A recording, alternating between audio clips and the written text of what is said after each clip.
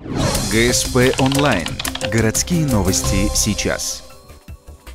Четверг, 12:30, Сосногорский Ледовый дворец. Республиканское первенство по хоккею. В рамках всероссийского проекта разворачивается борьба за призы клуба «Золотая шайба». Кроме местных спортсменов из Сосногорска и Ухты, участвуют гости из Воркуты, Инты, Усинска, Печоры и Сыктывкара. Всего 7 команд. Участники – дети 11 и 13 лет. Борьба разрешена с 12 лет, и ребята уже немножко начинают толкаться, показывать зубы.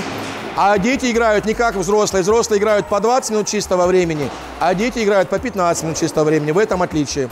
А страсти также кипят, как у взрослых. Борта трещат, стекла ломаются. Все отлично у нас. Один из интересных матчей между Ухтинским «Беркутом» и Сыктывкарской «Северной Олимпией». Соперники регулярно встречаются на льду. Осенью прошел их товарищеский матч. Победил «Беркут». С того времени ухтинцы только выросли. На днях разгромили чемпиона Брянска, которого никто не мог обыграть 2 года. Но сыктывкарцы настроены решительно. Первый период проходит в сухую, счет 0-0. Во втором отрезке игры размен голами 1-1. Столичные спортсмены забили гол, играя в численном меньшинстве.